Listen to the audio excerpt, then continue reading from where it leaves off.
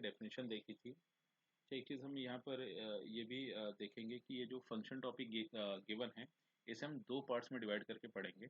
सबसे पहले तो हमारे पास कुछ बेसिक टर्मिनोलॉजीज होंगी, उन्हें हम सीखेंगे। टर्मिनोलॉजीज, और साथ ही साथ हम कुछ बेसिक फंक्शंस के ग्राफ देखेंगे।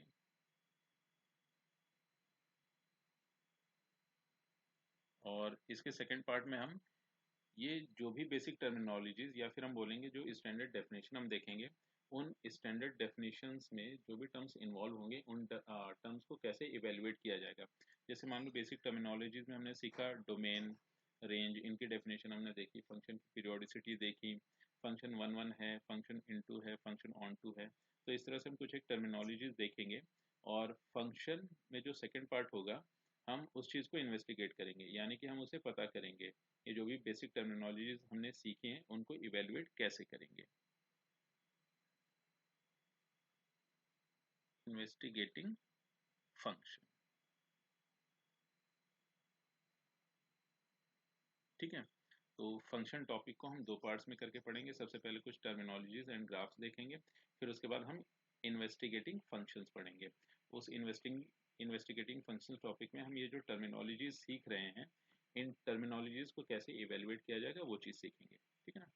अच्छा, लास्ट क्लास में हमने फंक्शन की डेफिनेशन देखी थी। तो अल्टीमेटली फंक्शन का मैथमेटिकल रिप्रेजेंटेशन कुछ ऐसा हो जाएगा कि f is a mapping from set a to set b and it is defined as y equal to f of x, ठीक है।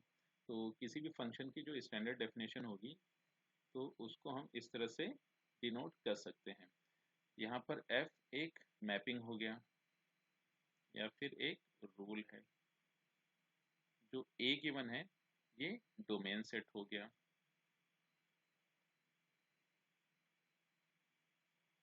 जो सेट बी गिवन है ये कोडोमेन सेट हो गया,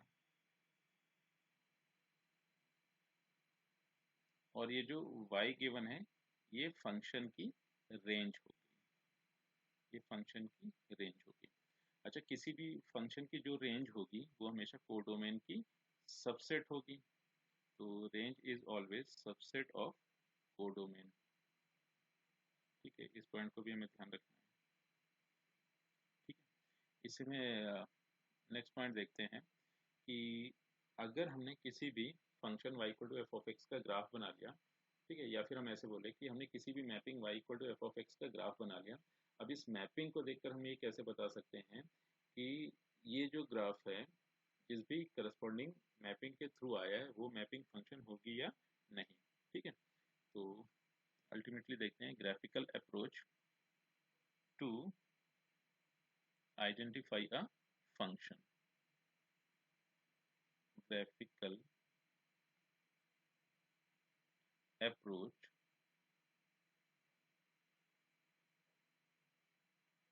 to identify a function,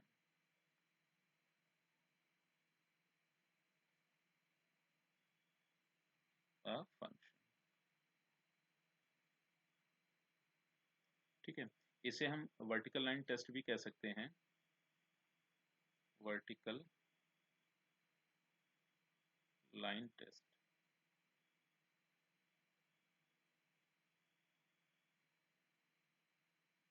ठीक है।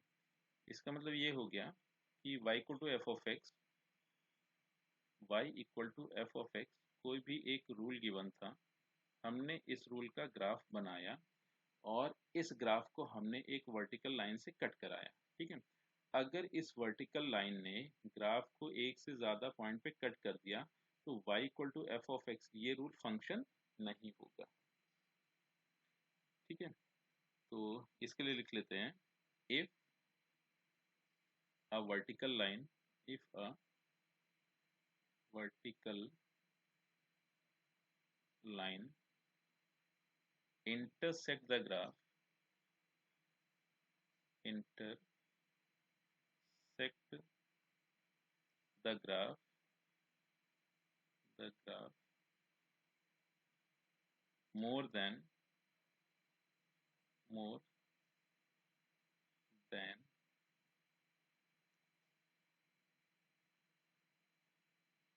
a single point, more than a single point, then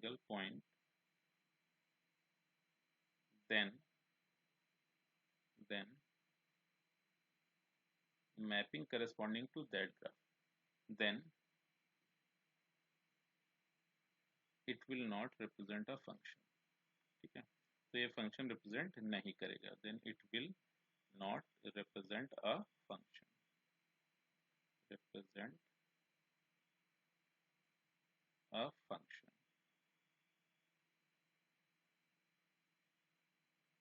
ठीक है, यानी कि y equal to F of X, ये हमारे पास कोई भी एक रूल गिवन था, इसका हमने ग्राफ बनाया और फिर उस ग्राफ को हमने एक वर्टिकल लाइन से कट कराया। अगर ये vertical line y equal to F of X के ग्राफ को एक से ज़्यादा पॉइंट पे कट करती है तो ये कभी भी एक फंक्शन रिप्रेजेंट नहीं करेगा।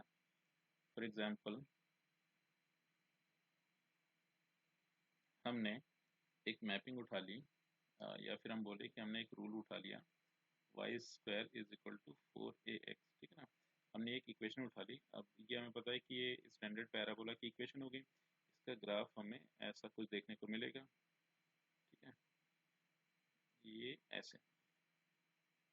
तो अब अगर हम इसे एक वर्टिकल लाइन से कट कराते हैं तो ये जो वर्टिकल लाइन है इस ग्राफ को ये 2 पॉइंट्स पे कट कर रही, तो यानी कि ये फंक्शन नहीं होगा।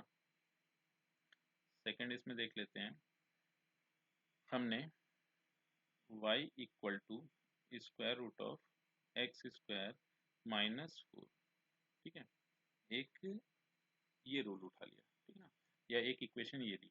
अच्छा, अगर हम इसका ग्राफ ड्रॉ करें तो अगर हम इसका ग्राफ ड्रॉ करते हैं तो हमें अल्टीमेटली पता चला कि this is nothing but a semi circle, ठीक है। तो एक सेमी सर्कल की इक्वेशन हो जा रही है, ठीक है, जिसका हमें केवल ऊपर वाला पोर्शन मिलेगा, ठीक है, ये हमारे पास ऐसे पोर्शन आया, ठीक है। तो अब अगर हम इस ग्राफ को एक वर्टिकल लाइन से कट कराते हैं, ठीक है, तो ये जो वर्टिकल लाइन है इस ग्राफ को केवल एक पॉइंट पे कट कर रही है, तो यानी कि ये जो भी इक्वेशन लिखी हुई है अल्टीमेटली ये जो भी मैपिंग दी गई है या ये जो भी रूल लिखा हुआ है ये एक फंक्शन रिप्रेजेंट करेगा। एक एग्जांपल और उठा लेते हैं इसमें। अच्छा, अब अगर हम देखें, हमने एक इक्वेशन ले ली y equal to X square, ये हमारे पास है, तो ये भी एक स्टैंडर्ड पैराबोला हो गया, पैराबोला ओपनिंग अपवर्ड, तो इसका ग्राफ ऐसे कुछ मिलेगा। तो अब अगर हम इसे भी किसी वर्टिकल लाइन से कट कराते हैं तो ये वर्टिकल लाइन करेगी ये कि इस ग्राफ को केवल एक पॉइंट पे ही कट करेगी, ये देखो एक इस पॉइंट पे कट किया वर्टिकल लाइन ने। अगर हम दूसरी वर्टिकल लाइन ड्रॉ करते हैं तो उसने भी क्या किया, एक ही पॉइंट पे कट किया, यानी कि हम कोई भी वर्टिकल लाइन ड्रॉ कर रहे हैं और ग्राफ को केवल एक ही पॉइंट पे कट कर रही है, तो यानी कि ये एक फंक्शन होगा, तो ये भी एक फंक्शन हो गया, ठीक है। एक एग्जाम्पल और उठा लेते हैं, हमने एक काम ये किया कि Y square is equal to 4ax, ये मैपिंग फिर से उठा ली और इसमें हमने कंडीशन रखी कि y हमेशा ग्रेटर देन 0 ही होगा, ये y हमेशा ग्रेटर देन 0 होगा। अब अगर ऐसा है तो ये भी एक स्टैंडर्ड पैराबोला हुआ, यानी कि और साथ ही साथ इसमें कंडीशन दी गई कि y हमेशा ग्रेटर देन 0 होगा, तो इस पैराबोला का केवल अपर हाफ हमें मिलेगा, ठीक है ना, इस पैराबोला का केवल अपर हाफ हमें मिला। तो अब अगर हम देखें इसे हम किसी भी वर्टिकल लाइन से कट करा रहे हैं तो ये क्या कर रहा है, ग्राफ को केवल एक ही पॉइंट पे कट कर रहा है, तो यानी कि ये भी एक फंक्शन रिप्रेजेंट करेगा।